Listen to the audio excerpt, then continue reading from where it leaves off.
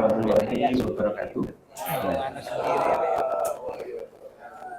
Alhamdulillahirabbil alamin wa bihi nasta'in ala umuri dunya. Asyhadu an la ilaha illallah wahdahu la syarika lah wa asyhadu anna Muhammadan abduhu wa rasuluh. Allahumma shalli ala Muhammad wa ala ali Muhammad. Alhamdulillahirabbil alamin. Pada pagi hari ini kita masih diberikan kenikmatan oleh Allah Subhanahu wa taala sehingga bisa hadir dalam majelis Ahad Ceria periode September tahun 2024. Sholawat serta salam senantiasa kita aturkan kehadiran Nabi kita Muhammad SAW. Bapak dan Ibu serta hadirin sekalian, pada pagi hari ini insya Allah nanti tema dari Ahad Ceria kita adalah refleksi kelahiran Nabi, transformasi menuju peradaban Madani yang insya Allah akan disampaikan oleh Ustadz Haji Amiruddin STHI MPD yang insya Allah beliau sudah hadir di tengah-tengah kita. Untuk itu marilah kita buka pengajian Ahad Ceria pada pagi hari ini dengan membaca basmalah bersama-sama. Bismillahirrahmanirrahim. Selanjutnya pembacaan ayat suci Al-Quran yang akan dibacakan oleh siswa-siswi kita dari SD Mudizah. Waktu dan tempat kami persilahkan.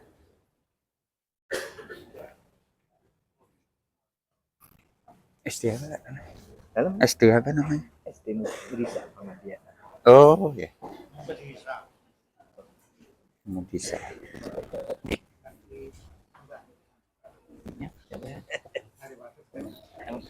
Kalau dikencang mutu.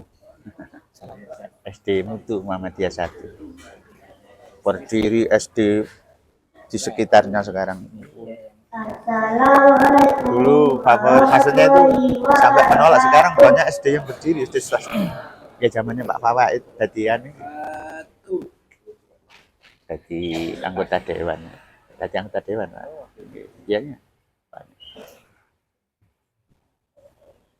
A'udzu billahi minasyaitonir rajim. Bismillahirrahmanirrahim.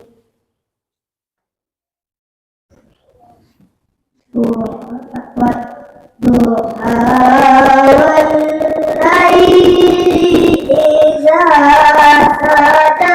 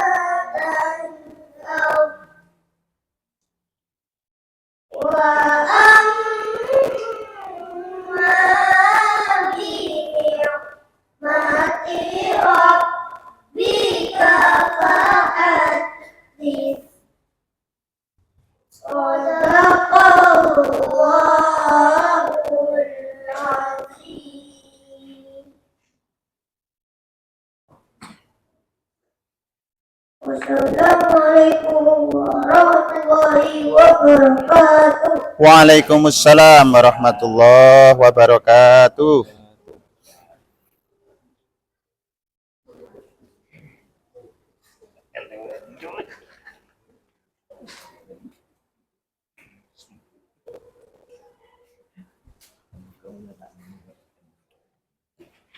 Astagfirullahaladzim, semoga senantiasa kita semua diberikan keberkahan. Amin ya rabbal alamin. Selanjutnya sambutan dari pimpinan cabang Muhammadiyah Sumbersari yang akan disampaikan oleh Profesor Dr. Hairus Sadikin, MPD. Waktu dan tempat kami persilakan. Oke.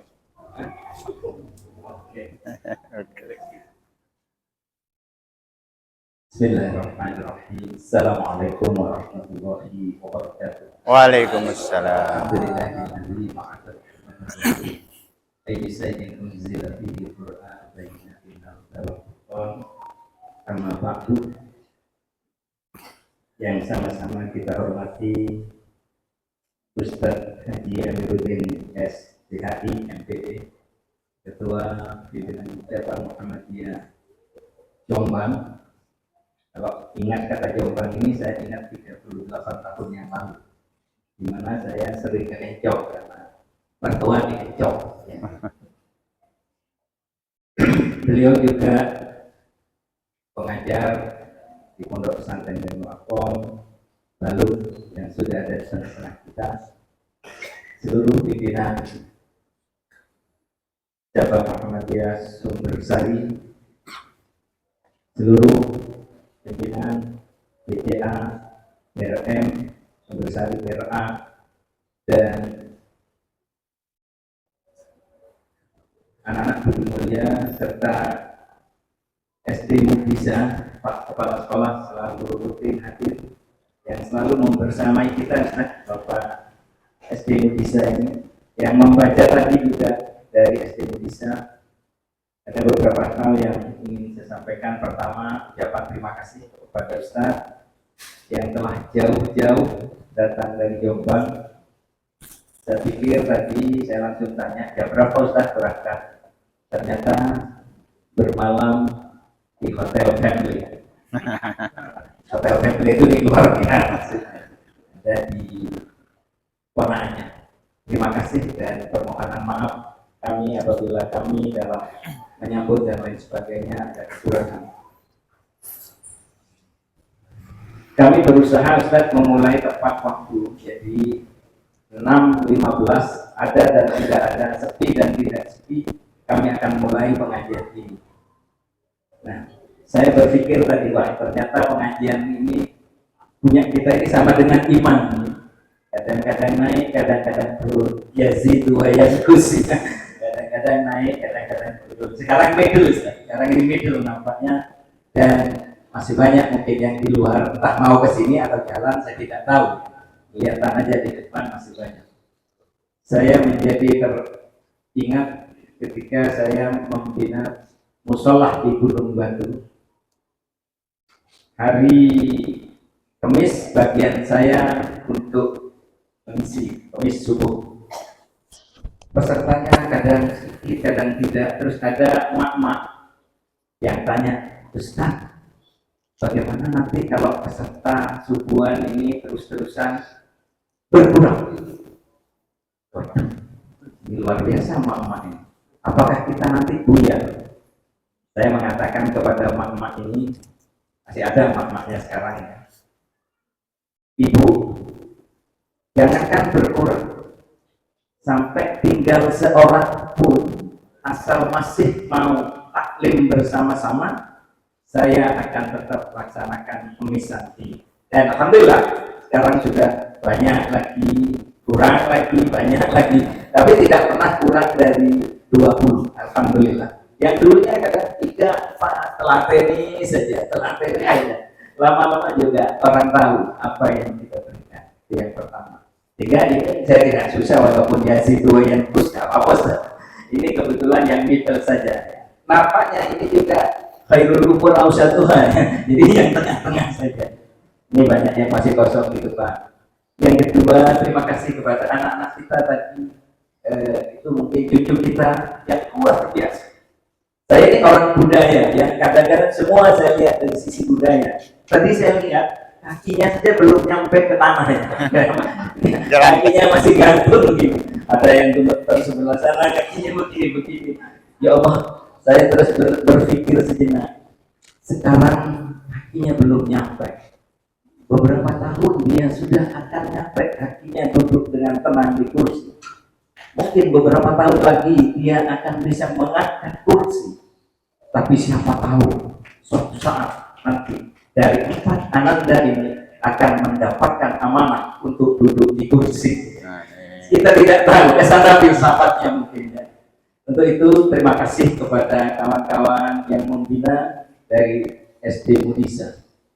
Kemudian kepada seluruh jamaah yang setiap pekan keempat membersamai kita di sini untuk sama-sama belajar, untuk sama-sama mengkaji, kami ucapkan terima kasih. Ada informasi yang terbaru, alhamdulillah, Perserikatan Kabupaten Jember khususnya PDM kali ini sudah resmi mempunyai KBIU Ar-Rawdah yang pada hari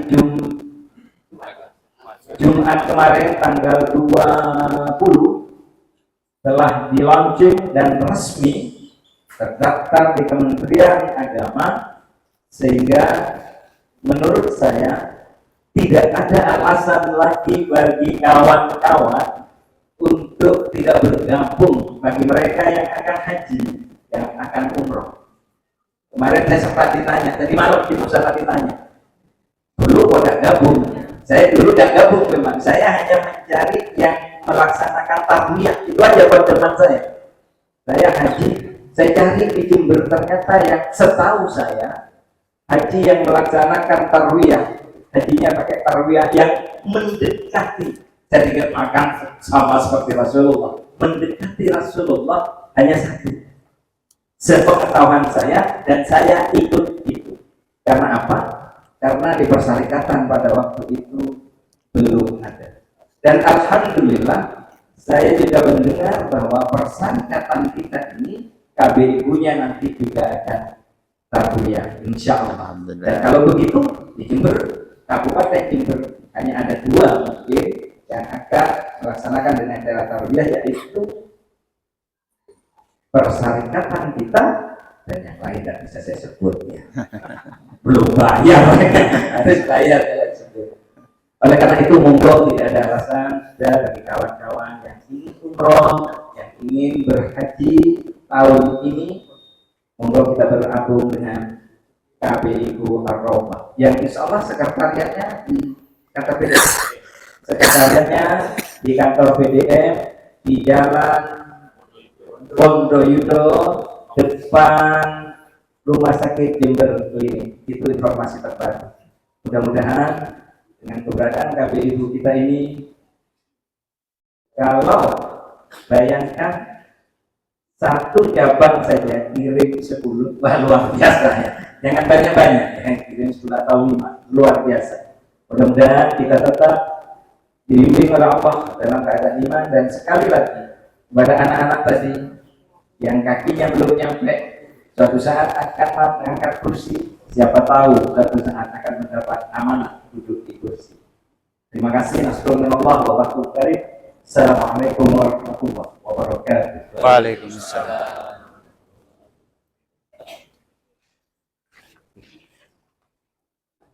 Terima kasih Prof. Erus. Acara yang selanjutnya adalah acara inti yang akan disampaikan oleh Ustadz Haji Amiruddin STHI MPD. Monggo katuran Ustadz.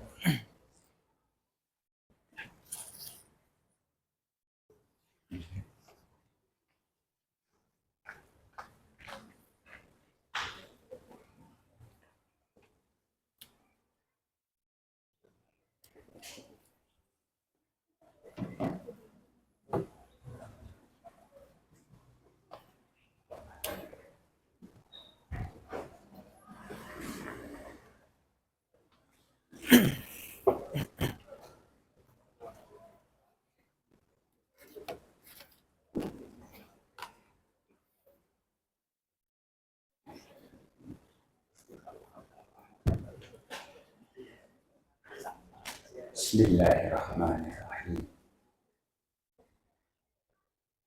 Assalamualaikum warahmatullahi wabarakatuh. Alhamdulillah wa syukru lillah, la hawla wa la quwwata illa billah. Alhamdulillahilladzi ahyana ba'da amatana wa ilaihi nusur, ahyana qabla subhi, dihidupkan oleh Allah sebelum subuh, diwafatkan dalam beberapa waktu, ada yang dimulai jam 21, ada yang lebih dari itu. Alhamdulillah alladzi bi ni'matihi tatimmus shalihat. Asyhadu an la ilaha illallah wahdahu la syarika lah, wa asyhadu anna Muhammadan abduhu wa rasuluh. Allahumma shalli wa sallim wa barik ala nabiyyina Muhammadin wa ala alihi wa ashabihi ajma'in. Bapak-bapak, ibu-ibu, warga Persyarikatan Muhammadiyah cabang Sumbersari Jember yang dirahmati Allah, Kalau diterjemahkan ke dalam bahasa Arab itu rahimakumullah. Tapi kadang kata ini juga dipakai untuk mendoakan kepada saudara kita yang telah wafat. Rahimahullah, rahmah wasi'ah. Insyaallah semuanya benar. Karena hadir kita di tempat yang mulia ini adalah juga atas rahmat Allah Subhanahu wa Ta'ala.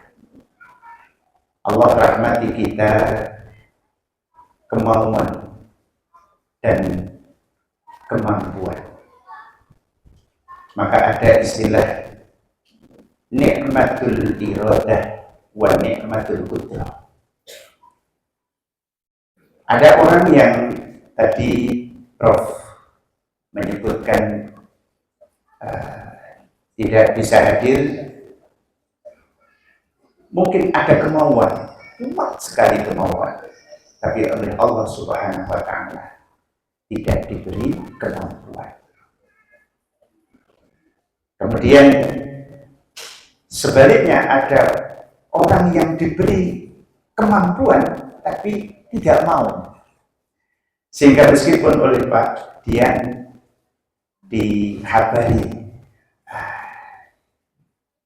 belum pagi ini tidak nanti akan datang,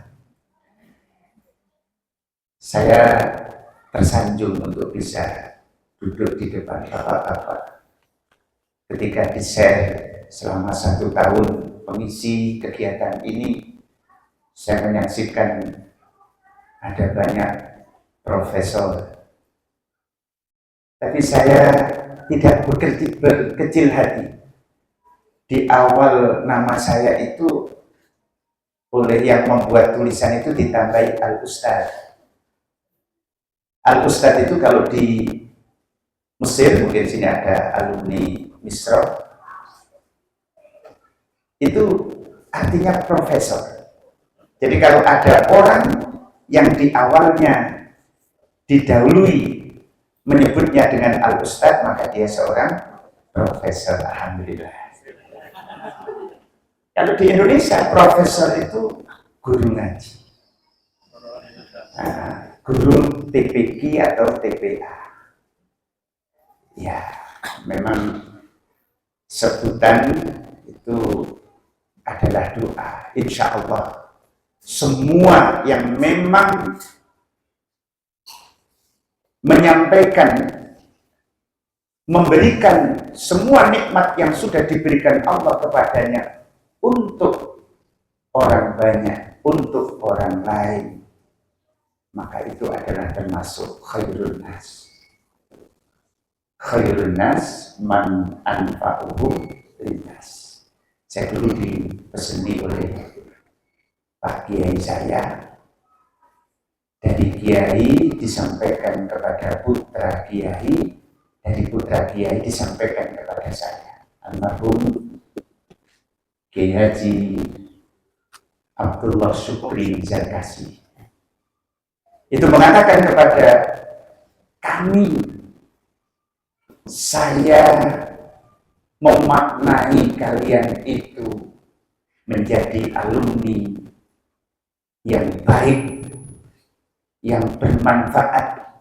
Itu tidak harus, itu sampai hari ini terkenal, menjadi pimpinan, menjadi ketua partai, menjadi ketua organisasi. Padahal sudah ada itu di tingkat nasional bahkan internasional. Tapi saya lebih bangga kepada kalian yang ketika nanti sudah pulang di rumah itu ada seseorang atau anak yang kamu ajar ngaji, kamu ajari agama, bagaimana beragama yang benar. Makanya tadi saya foto tadi putra putri kita tadi, Masya Allah. Apa yang dilakukan oleh orang tua, apa yang dilakukan oleh sekolah atau lembaga pendidikan itu bukan sesuatu yang sia-sia.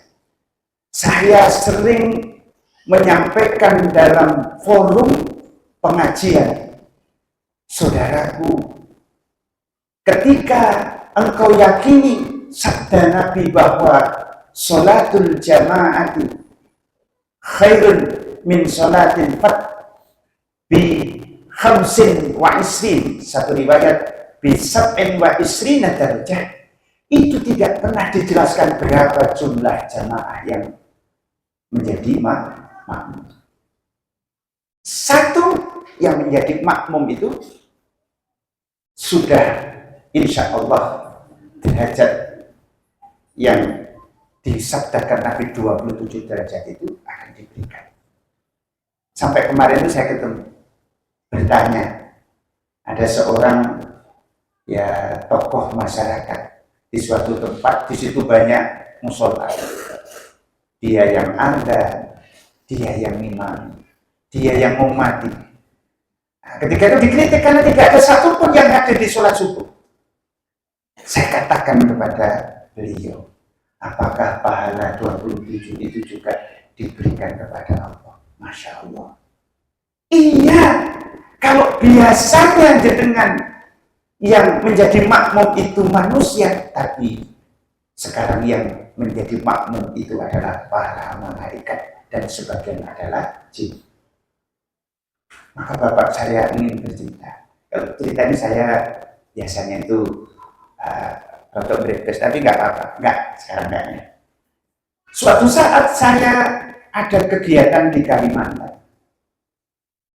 Ketika di Kalimantan itu di satu perusahaan sawit PT Astra Agro Lestari.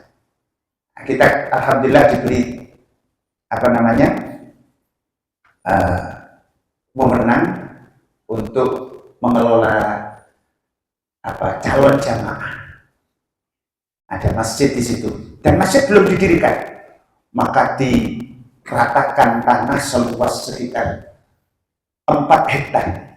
Saya waktu itu malam berkemah di situ. Saya pernah membaca satu riwayat bahwa seseorang yang telah berwudu kemudian berdoa dengan doa asyhadu an la ilaha illallah wa asyhadu anna muhammadan abduhu wa rasul, asyhadu an la ilaha illallah wahdahu la syarikalah wa asyhadu anna muhammadan abduhu wa rasul, kemudian dia memasuki musola tempat sholat, maka para malaikat mengikuti di belakangnya. Maka pada saat itu Bapak, saya memastikan menghadap kiblat, kemudian saya sebelum sholat 2 rakaat di malam hari itu saya balik kanan. Karena apa? Dalam riwayat itu dari ujung sebelah kamu menuju ke ujung sebelah lawannya, di situ ada para malaikat mengikuti kamu dalam sholat kamu. Maka saya percaya diri Pak, saya lihat ke arah kanan, saya lihat ke arah kiri, saya yakin, saya tidak bisa melihat, tapi saya yakin ada banyak malaikat yang ikut sholat bersama saya. Saya ngimami Pak, saya suarakan. Suara saya lumayan Ustaz Rufil Awid ya. Saya ngimami. Tidak ngimami, saya niatnya ya sholat. Karena ini penting ini bagi jenengan itu. Seorang imam tidak harus meniatkan menjadi imam. Nah, jadi nggak masalah. Tapi saya yakin di belakang saya itu adalah imam. Inilah Bapak-bapak saudara sekalian yang dirahmati Allah. Ketika seseorang beragama didasari dengan ilmu, ketika seseorang menjalankan syariat dan paham sumbernya dan memastikan sumbernya adalah benar. Tapi tadi Pak Prof saya setuju itu mendekati. Ya, persis pada Kanjeng Nabi juga. Contohnya kopiah saya ini ya, ini gambar ya. Ada tujuan lain mungkin ya, mudah-mudahan diampuni oleh Allah ya. Itulah Bapak dan Ibu yang dirahmati Allah. Ada satu pertanyaan yang ditanyakan oleh seorang mahasiswa kepada seorang syekh.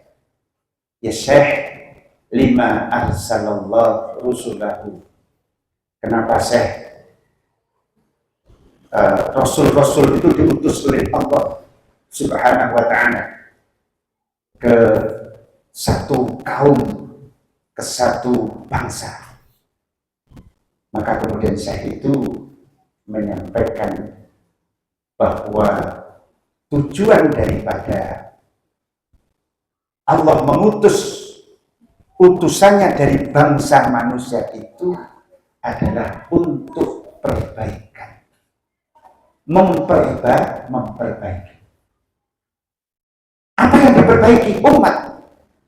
Maka dalam sejarah mohon diluruskan, atau mungkin ada beda pendapat, kami mendapatkan satu keterangan Nabi atau Rasul pertama yang diutus oleh Allah Subhanahu wa ta'ala itu adalah Nabiullah Nuh alaihi salam.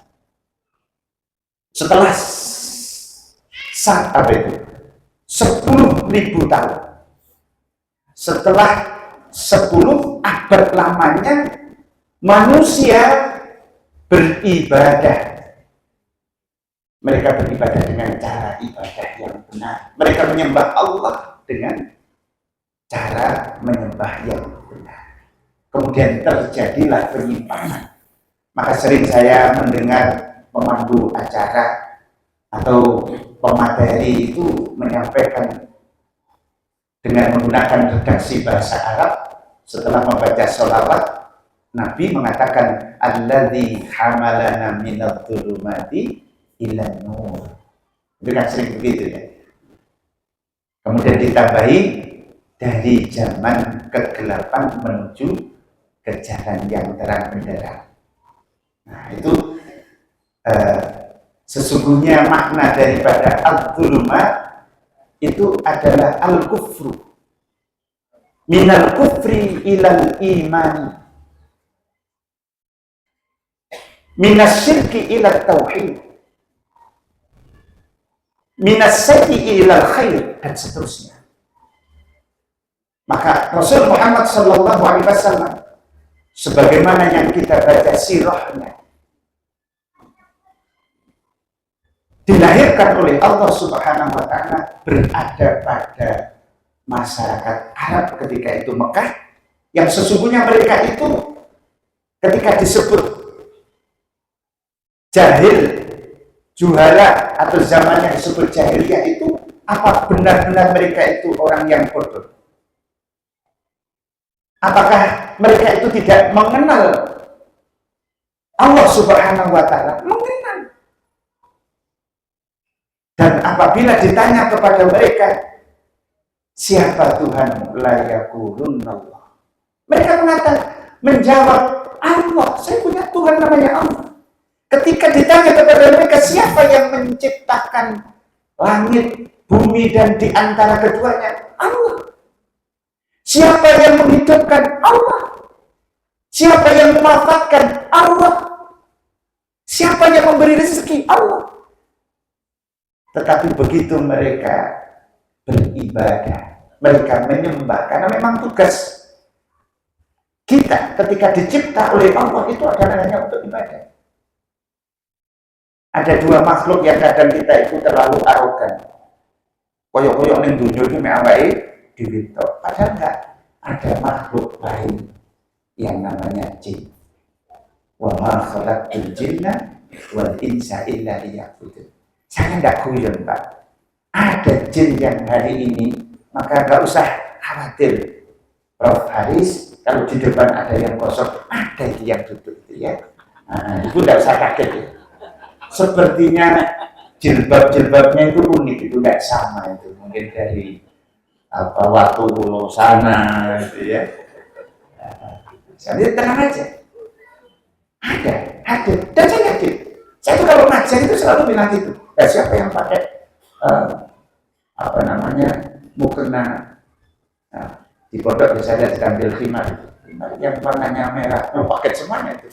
Padahal nggak ada yang pakai merah. Di mana saya? Yang di pojok. Oh, langsung lari itu ya. Itu. Jadi memang para nabi, para rasul-rasul Allah itu diutus dalam umatnya dalam keadaan yang sama. Sebagaimana Nabiullah Nuh alaihissalam, Nabiullah Ibrahim alaihissalam, bahkan bapak beliau yang namanya Azar. Dalam Al-Quran disebutkan a'udzubillahi minasyaitonirrajim wa idh qala Ibrahimu li abihi Azara atattakhidu asnaman alihah. Tapi uniknya, mohon maaf, ada yang protes. Gak mungkin dong seorang Rasul bahkan Abul Anbiya, bapaknya para nabi, itu terlahir dari keturunan penyembah berhala, dari keturunan musyrik. Akhirnya ada yang mencoba untuk menjelaskan Azar itu bukan bapak kandung tapi bapak angkat. Jadi ketika ke atas itu kan ada orang yang mohon maaf selalu menyebut saya bernasab sampai kepada, ya kalau saya Sunan Kalijogo Pak. Nah tenang aja ya. Karena bapak saya dari Jawa Tengah sana. Tapi untuk menunjukkan saya nggak bisa Pak, nggak bisa ya. Cari ini bikin mana saya untuk Kak Podo Karuyani. Ya itu kalau ke bawah itu dzurriyyah, keturunan. Ke atas jadi ada orang yang double membanggakan nasabnya, dan kalau dia masih sempat hidup dipertemukan dengan cucunya, membanggakan cucunya. Jadi kalau di dalam tafsir kita silakan dibuka. Tafsir Ibnu Katsir sekarang sudah banyak tafsir yang ada. Bisa dibaca siapa Azar itu bapak kandung beliau. Nah ada itu keterangan wa idh qala Ibrahimu li abihi Azar, bapak angkat, gak ada. Gak ada. Ya bapaknya. Tapi kenapa sampai seperti itu? Sama ketika Nabiullah Rasulullah Muhammad SAW itu berdoa, semoga pamandanya yang tercinta dan yang mencintainya itu dimohonkan dengan sungguh-sungguh, apalagi yang bermohon itu siapa seorang Rasul. Dijawab oleh Allah, innaka lan tahdi man ahbabta walakinna Allah yahdi man yasha. Jadi para dai, kalau sudah ada ayat ini ada dua pelajaran minimal. Yang pertama, kalau ada orang baik karena ikut pengajian Anda, jangan bangga bukan karena engkau menjadikan dia baik, tapi karena siapa? Allah. Dan juga sebaliknya, jika engkau mengajak orang tidak mau diajak berbuat baik, sudah diberi contoh, bahkan dalam hati kecilnya saya ini ikhlas, tapi kenapa tidak ada satu pun yang ikut kepada kami? Dzannun, Nabi siapa itu Pak? Yunus. Itu sampai mengeluh, dikisahkan oleh Allah Subhanahu wa Ta'ala, sampai dihukum di dunia ini. Coba ditulis teks suaraku, tak kau wandani. Jadi wong Jawa itu pitung singkat itu, pokoknya 6 menit, tapi tidak bisa ikut. Maka apa yang terjadi Pak? Termasuk juga siapa? Nabiullah Yakub bin Ishaq bin Ibrahim.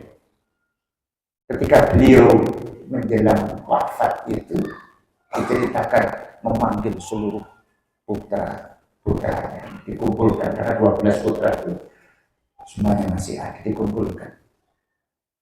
Pertanyaannya sederhana. ma ta'buduna min ba'di. Apa yang akan kamu lakukan, apa yang akan kamu sembah setelah aku nanti wafat. Ini bapak-bapak kalau mau wasiat jangan nunggu nanti Pak ya, sekarang ya Pak ya. Aku besok nanti mati tak wasiat. Saya sudah kepada Dani kata kita sudah wasiat Pak. Ya wasiat sih kiranya gak berat-berat dulu gitu ya. Itu wasiat Pak. Wasiatnya kalau perlu ditulis. Kayak dulu di mana itu Sukowo, itu ada pernah cerita itu. Termasuk alhamdulillah ibu saya di antara yang mendapatkan wasiat bapak saya dan saya bisa melaksanakan itu. Kata bapak saya sebelum seto itu, ya masih lama lah. Aku besok anaknya kan lebih daripada ada 5, salah satunya saya. Tapi beliau ngomong sama saya di depan. Ya, aku besok lek wis mati rumah kan koyok sing mbok yakini. Nah, alhamdulillah. Jadi wasiat di depan anak-anaknya ketawa semuanya. Kata teh mungkin dia nih. Pada saya.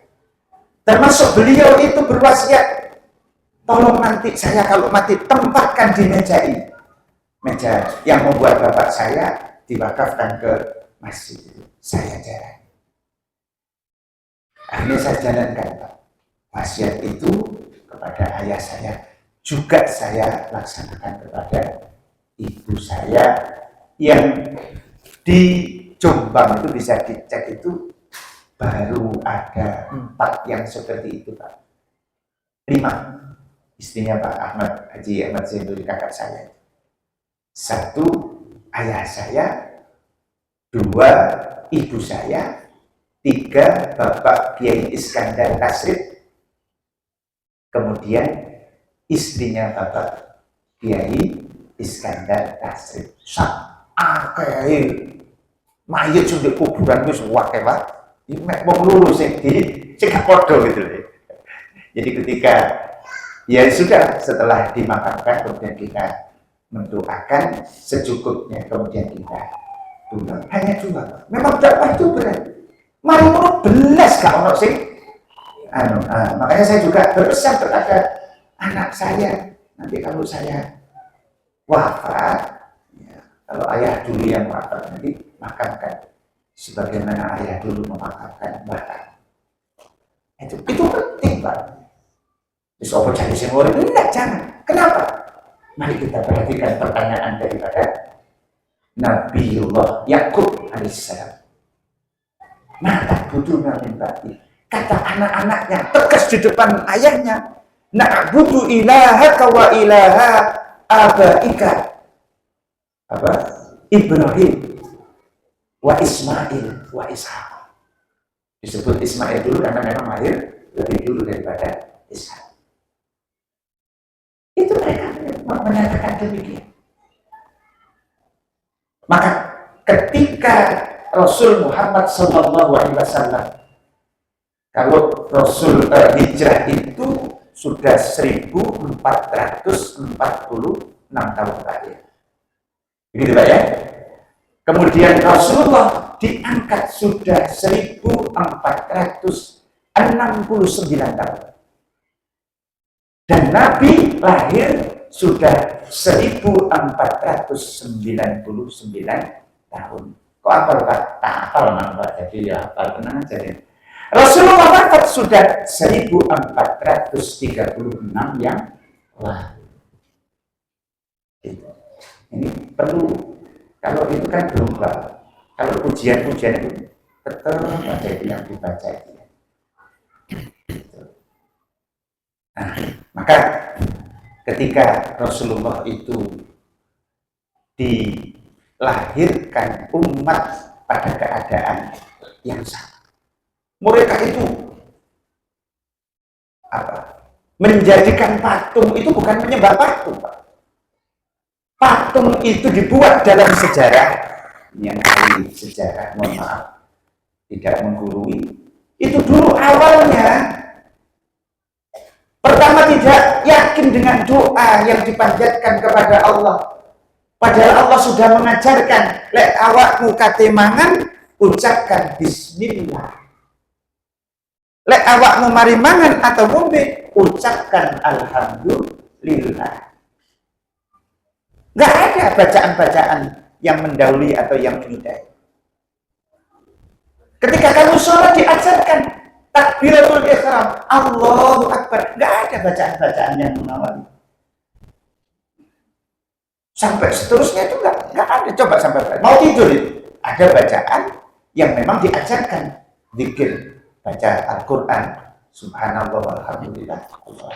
Itu ajaran Rasul Muhammad SAW, ajaran yang diajarkan oleh Allah melalui Rasulnya.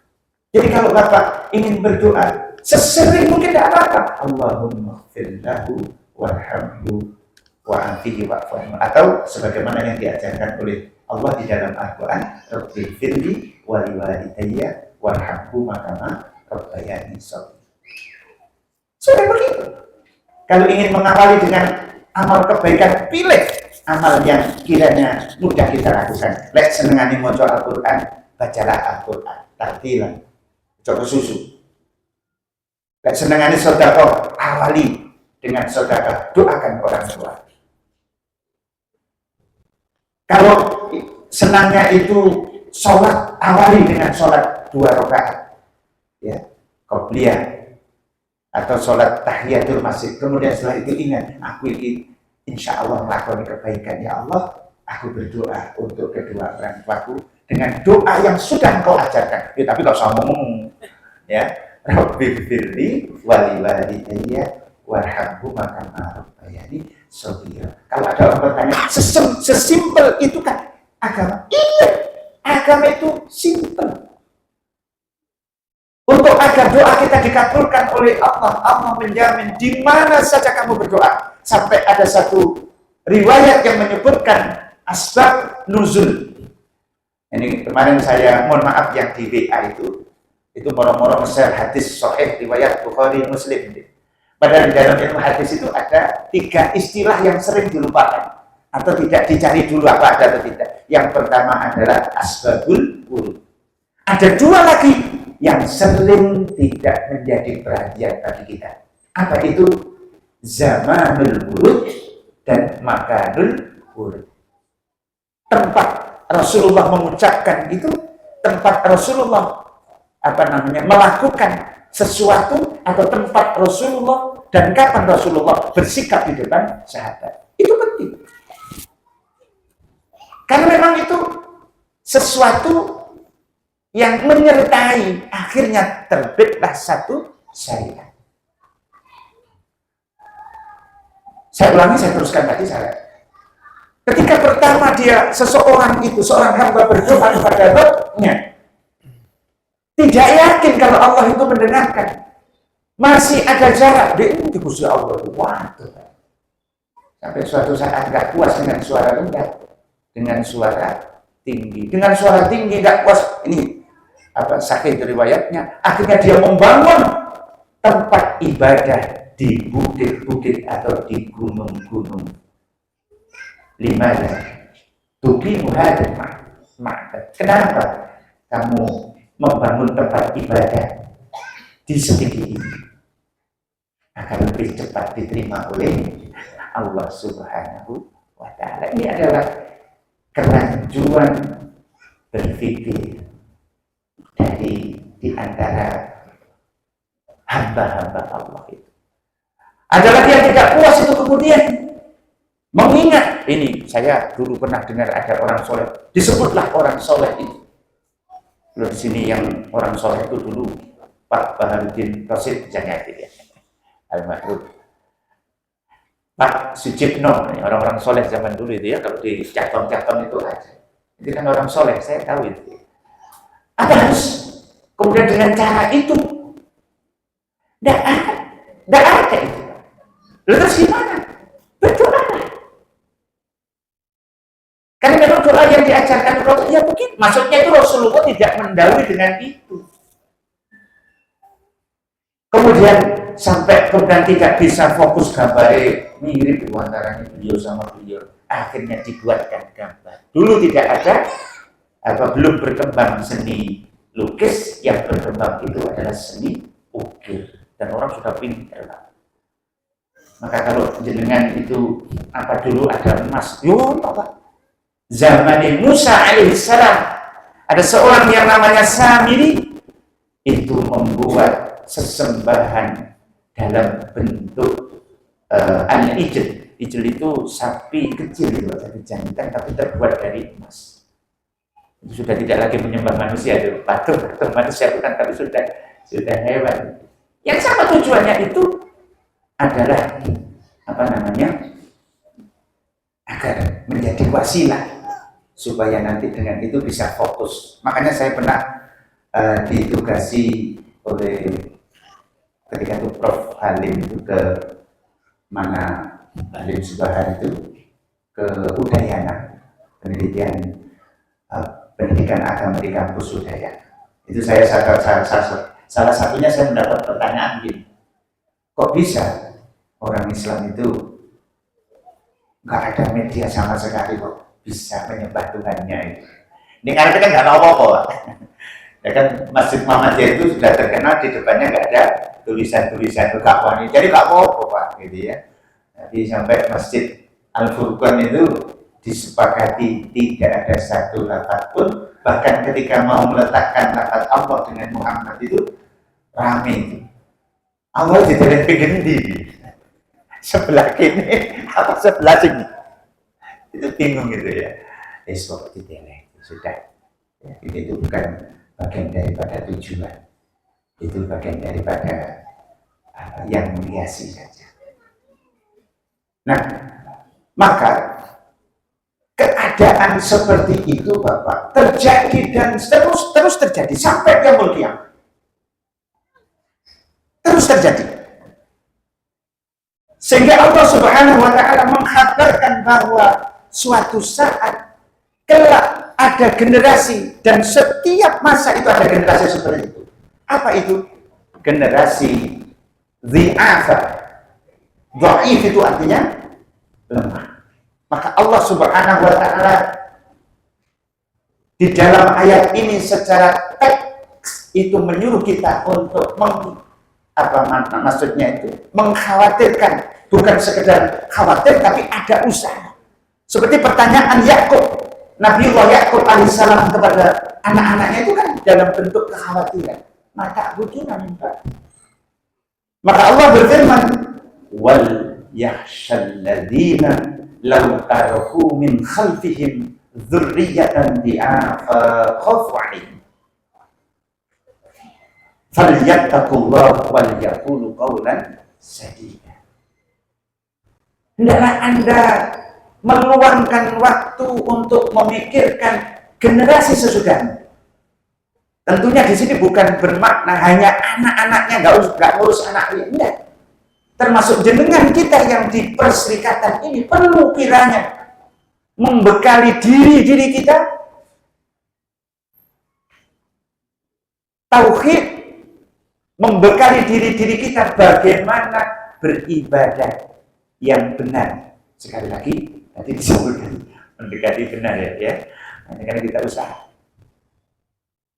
Itu.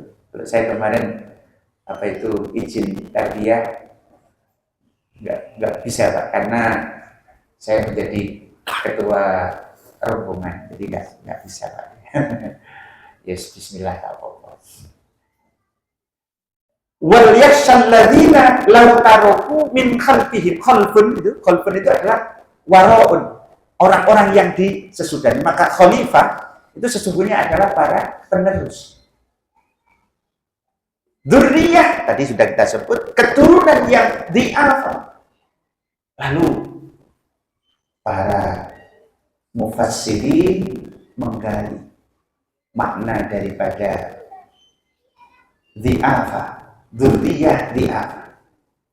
Yang pertama mereka menjelaskan mereka itu ada pada diri mereka, dzurriyyah tersebut adalah dzuful aqidah, lemah Pak. apalagi sekarang sedang marak gadget, kemajuan di bidang teknologi komunikasi dan informasi. Ada yang lagi rame itu apa AI, memang desa AI gitu ya. Itu sampai ada orang yang bercerita kepada saya karena sudah lihat, karena dia seorang bujangan.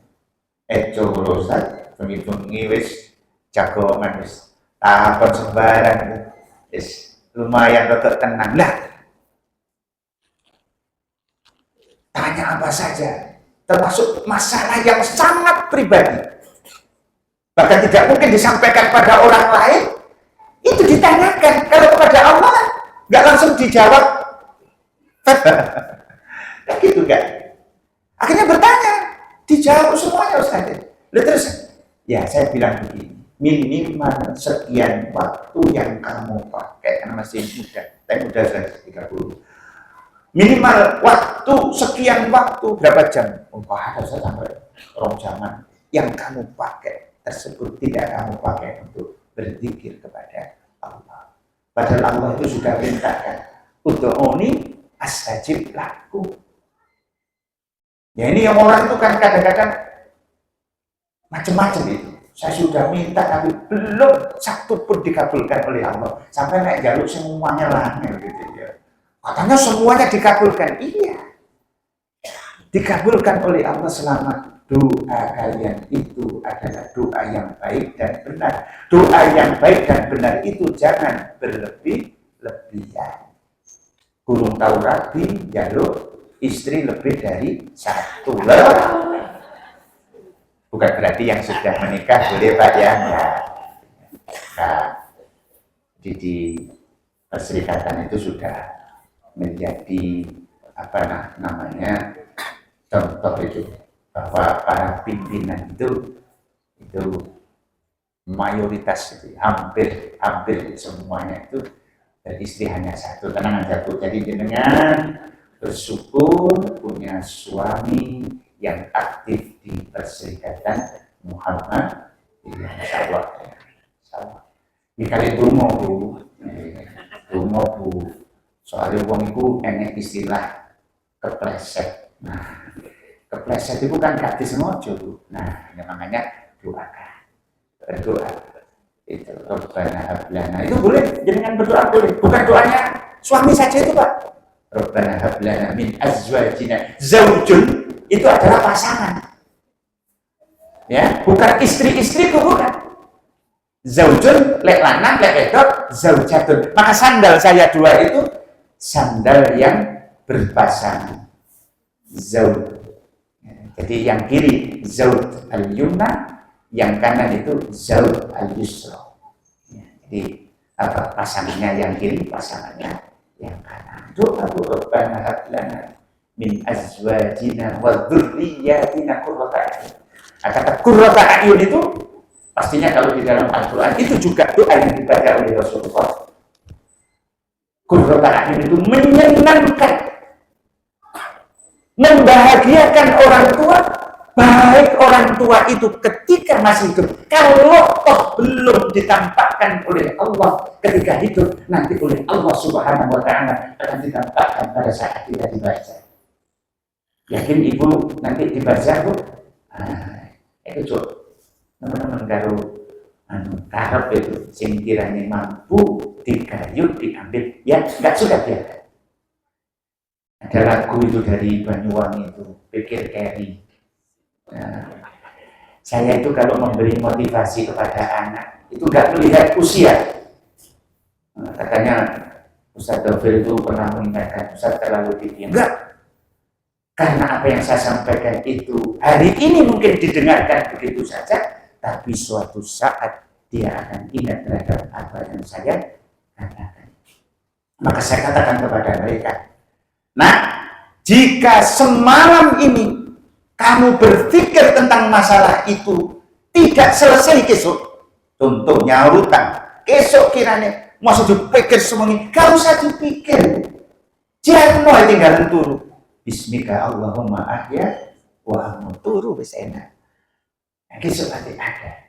Dan kita yakin janji Allah tidak pernah berubah. Wa may yattaqillah yaj'al lahu makhraja wa yarzuqhu min haitsu la yahtasib. Itu pasti, Pak. Maka takwa perlu. Sampai itu khotib itu kan selalu berpesan kepada jamaah itu. Ittaqullah haqqa tuqatih wa la tamutunna illa wa antum muslimun. Bentuk wino Jumatan pesannya panjang. Meskipun kita sering dipesan itu, adakah sikap kita itu berubah? Itu yang mestinya ditanyakan kepada diri kita ya masing-masing. Yang kedua adalah dzuful ibadah, lemah dalam ibadah, karena menganggap itu sering melihat orang lain yang rajin ibadah, maksudnya ibadah maktub, rajin sholat, tapi dampak yang terlihat oleh yang menilai tadi itu tidak ada. Wajah terapian, lalu gunanya sholat. Ngaji pun juga demikian. Bendino maca waqiah. Mari subuh. Wajah tadi iring-iring bayar aku ini 3 tahun pancet. Ya tere mundake golongan sekian tahun sekali. Gak tambah-tambah pancet. Lupa bahwa sesungguhnya Allah memberikan sehat jasmani, memberikan sehat ruhani, memberikan kesempatan untuk membaca. Maka di sini ada yang hafid itu, ibu kalau ingin lancar membaca ada cara. Saya punya kawan itu seorang kiai namanya Kiai Basori. Baca saja Bu, 1 halaman itu minimal 25 kali. Nah, itu. Loh, kak pindah-pindah kan? Enggak, itu aja dibaca 25 kali. Nggak usah dihafal, baca saja. Setelah 25 kali, baca halaman berikutnya 25 kali. Nggak rugi tapi enggak. Karena yang dijanjikan oleh Allah berdasar pada sabda Rasulullah Muhammad SAW itu, kita nanti akan dibalas setiap kullu harfin, likulli harfin.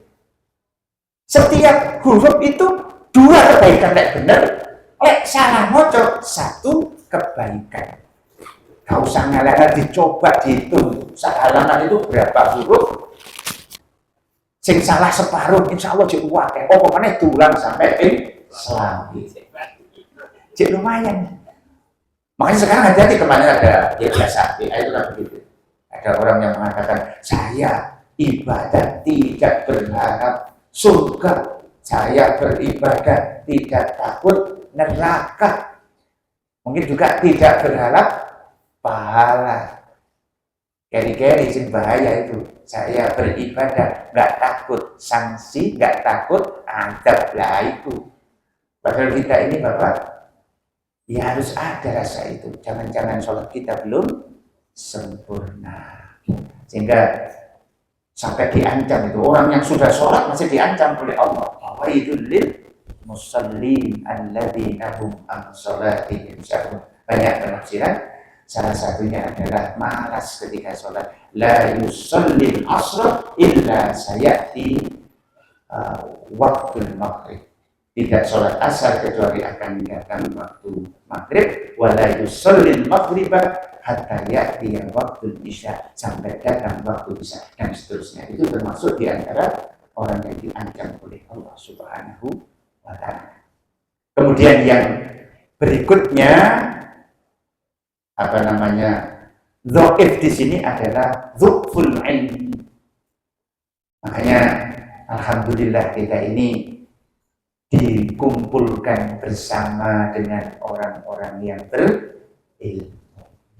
Saya itu kalau Bapak bertemu sama kawan-kawan yang jumlahnya tidak banyak di masjid itu, alhamdulillah, terima kasih sampai sudah membersamai saya. Saya Ustaz yang terima kasih.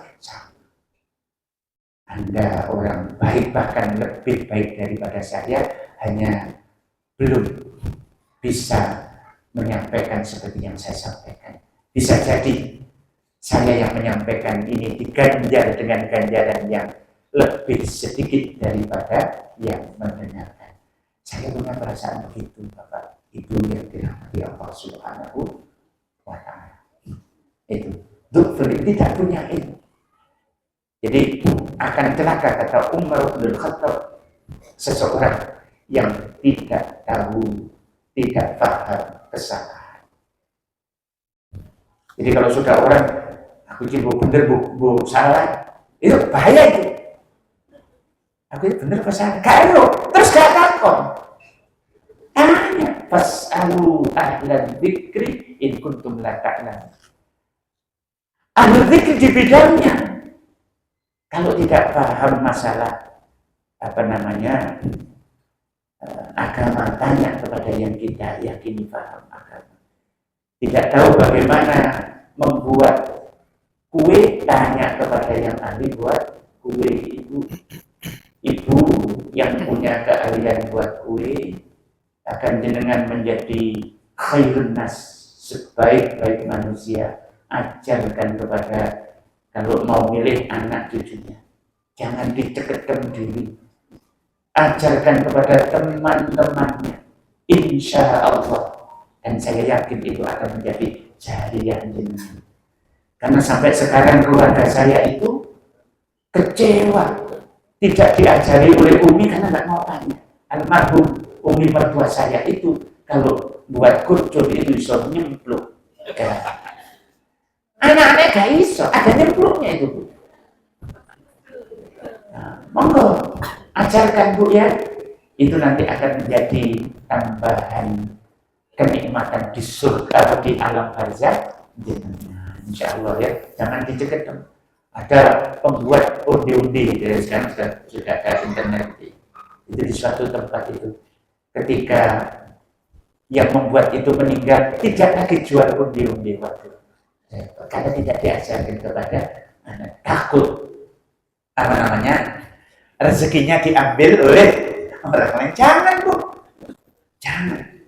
Rezeki itu sudah ada, dan rezeki saya nanti akan pas ketika saya diwafatkan oleh Allah Subhanahu wa Ta'ala. Kalau seseorang masih diberi hidup di dunia, kesempatan hidup di dunia, yakinlah bahwa rezekinya masih ada, jumlahnya banyak.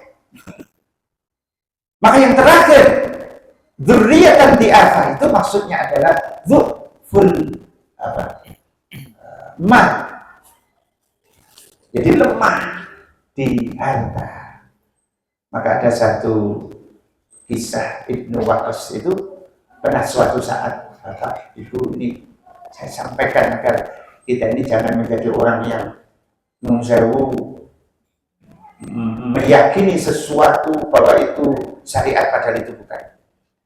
Itu ketika Nabiullah Muhammad SAW berkunjung di saat menjelang wafat itu, bertanya kepada Rasulullah, ya Rasulullah, saya ini hanya punya putri satu, harta saya banyak, saya akan memberikan 2/3 daripada harta saya. Bagaimana ya Rasulullah? Maksudnya begini, seandainya anaknya hanya mendapat 1/3, itu sepuluh karo tonggone 20 itu warisan, namanya begitu ya. Nah, ketika itu kata Rasulullah, jangan itu terlalu banyak. Wa kaifa nisfahu ya Rasulullah? Bagaimana kalau itu separuhnya ya Rasulullah? Jangan, itu juga terlalu banyak. Akhirnya terakhir, bagaimana seandainya aku berikan itu 1/3 ya Rasulullah? 1/3 itu sudah cukup. Yang 2/3 berikan kepada, nah itu Masya Allah, Islam itu Masya Allah, ajaran itu yang sampai sedetar itu. Bahkan saya pernah membaca itu sampai beres itu yang namanya wasiat. Itu yang kontroversi tentang harta itu. Itu pun kalau mau memberikan itu jangan diberikan kepada satu ahli waris, jika masih ada ahli waris lain supaya menjadi saksi. Itulah Islam. Makanya kita pun juga demikian, agar jangan sampai kita itu kalau hari ini jenengan itu menjadi orang yang berkecukupan, jenengan masih punya tanggung jawab. Dan tanggung jawab itu bukan memang yang utama adalah keluarga kita, anfusakum wa ahlikum nar, tapi kita juga punya kewajiban kepada umat. Maka kiranya apa yang menjadi tanggung jawab kita harus paham, jangan sampai kita berada pada jalan yang salah. Insya Allah pertemuan kita hari ini, hadir kita di setiap kajian sholat Jumat dan seterusnya, atau ketika kita berwisata ke tempat-tempat yang kita tuju, kita berdoa mudah-mudahan dengan peristiwa-peristiwa itu Allah tambahkan hidayah itu ada tetap dan kuat di dalam hati kita. Ihdinas siratal mustaqim siratal ladzina an'amta 'alaihim ghairil maghdubi 'alaihim waladdallin. Bukan sebagaimana yang terjadi pada orang-orang yang menyimpang, bukan sebagaimana orang-orang yang sesat. Demikian apa yang bisa kita sampaikan. Saya tadi tidak diberi waktu sampai jam berapa. Kalau di dalam undangan itu sampai jam 7.30, sekarang sudah berada di jam 7:29. Maaf, saya mengamalkan yang diajarkan oleh guru saya. Saya guru, tapi saya juga dulu itu sekarang juga dulu menjadi murid. Kata guru saya mengutip apa yang disampaikan oleh Al-Imam As-Syafi'i, bahwa ilmu itu harus diikat, qayyid suyudaka bil khibadil wa'tiqah. Maka tadi saya menyiapkan seperti ini. Ternyata belum, atau sebagian saja yang saya sampaikan. Mudah-mudahan apa yang kita lakukan hari ini mendapat ridho dari Allah Subhanahu wa Ta'ala. Doa Rasul itu berdoa kepada umatnya itu dengan doa Allahumma barik li ummati fi bukuriha. Ya Allah, berkahilah umatku di saat paginya. Kalau pagi itu sedang melakukan kebaikan, itu bertanda akan ada banyak keberkahan yang diturunkan oleh Allah Subhanahu wa Ta'ala. Saya tidak bermaksud untuk mengganti doa itu. Saya biasa membaca Allahumma barik li ummati Muhammadin sallallahu alaihi wasallam fi bukuriha. Ya Allah, barik, berkahilah li ummati Muhammadin, kepada umat Muhammad fi bukuriha, di pagi hari. Jangan ya, kalau di riwayat jenengan cari doa itu nggak ada ya, nggak ada itu ya. Tapi kalau saya mengambil, insya Allah Rasul itu memang ada satu riwayat yang sore, Allahumma barik li ummati fi bukuriha. Aku berhada. Nggak ada pertanyaan, nggak ada ya? Ada. Oh ada. Nggak apa-apa waktunya. Iya, silakan. Terima kasih Bapak Ibu sekalian. Mungkin masih ada yang ingin ditanyakan, kami persilakan. Ini namanya waktu bid'ah. Ini namanya waktu bid'ah. Terima kasih Bapak. Mengenai doa, ada pendapat begini Ustaz, gimana dengan doa itu yang bagus adalah doa di Al-Quran, doanya para Rasul.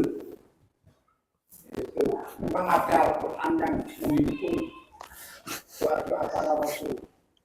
Itu yang bagus, katanya gitu. Tapi akan lebih bagus kalau digabung dengan hadis. Akan lebih bagus lagi kalau ada bahasa yang dimengerti.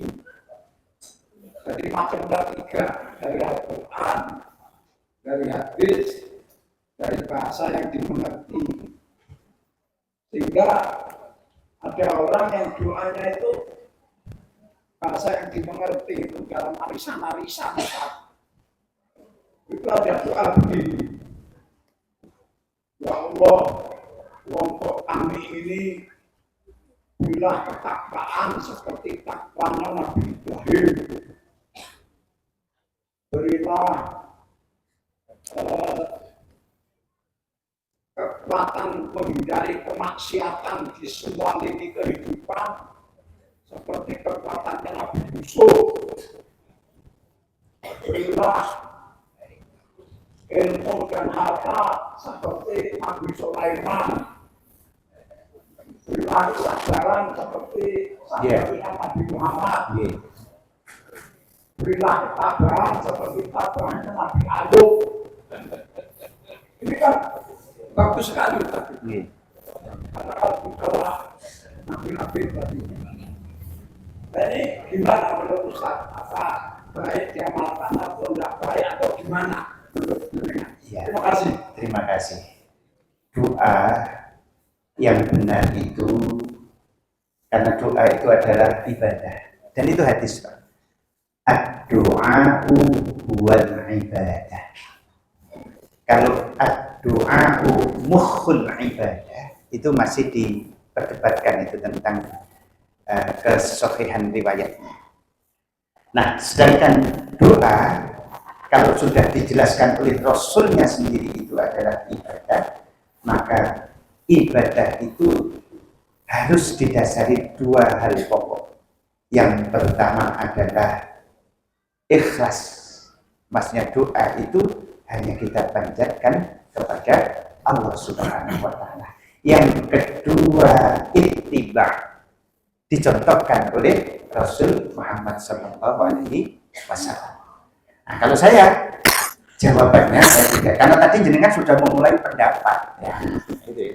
Makanya kalau pendapat saya juga menjawabnya dengan pendapat. Jadi enak ada tukaran gitu ya. Jadi kalau saya berdoa menurut pendapat saya berdasar sumber yang sampai kepada saya, doa sesuai dengan keadaan hamba tersebut. Saat dia di perjalanan, ketika sebelum berangkat dari rumah ibu, jenengan berdoa, Bismillahi tawakkaltu ala Allahi la hawla wa la quwwata illa billah, a'udzu bikalimatillahi tammati min syarri ma khalaq. Itu Bapak. Saya tidak membaca doa itu. Ketika di perjalanan ada tasbih yang hendaknya kita ucapkan, ada takbir dan tahmid. Saat kita sedang naik, saat kita sedang turun, mengucapkan zikir-zikir tersebut sampai ke tempat tujuan. Bagaimana dengan membaca zikir yang harusnya kita baca pada saat waktu pagi seperti tadi, jenengan mungkin nggak baca, bacalah itu. La ilaha illallah dalam perjalanan. Ini ibu enggak apa-apa. Baik itu la ilaha illallah wahdahu la syarika lahul mulku wa lahul hamdu wa huwa ala kulli syai'in qadir 100 kali, kemudian membaca subhanallah wa bihamdihi 100 kali, membaca Allahumma firli wa tub alayya innaka antat tawwabur rahim. Nah, jangan kalau perjalanan setengah kilo pas. Nah, sedangkan doa tadi tidak ada larangan, bahkan baik membuat yang menjadi pokok tadi syaratnya sebenarnya harus ngerti apa yang dibaca. Karena tidak boleh doa itu menyelisihi daripada doa yang diajarkan oleh Allah atau yang dikhabarkan oleh Allah tentang doa-doanya para nabi dan doanya Nabi Shallallahu Alaihi Wasallam. Tidak boleh menyalahi. Kemudian yang kedua, prinsip kita jangan mengambil sesuatu yang dibuat sementara yang memang sudah ada tuntunan, kita tinggalkan. Jadi seseorang jangan memilih yang sunnah apabila dia sampai meninggalkan yang wajib. Tidak boleh. Jangan sampai kemudian dia memilih yang mubah sementara yang sunnah tidak dilakukan.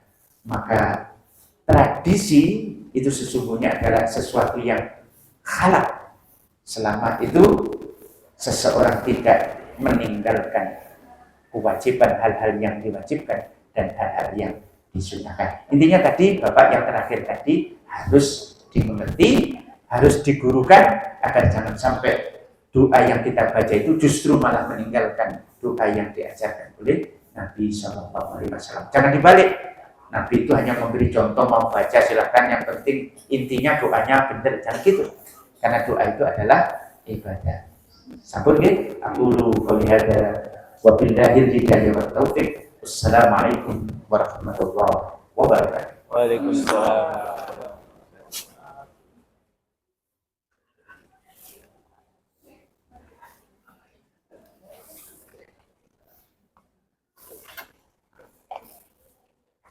Tersebut Ustadz Amiruddin atas tausiahnya pada pagi hari ini.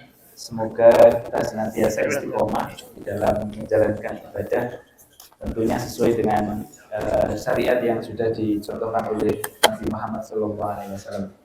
Bapak dan Ibu sekalian, perlu kami sampaikan perolehan infak pada pagi hari ini sebesar Rp860.000.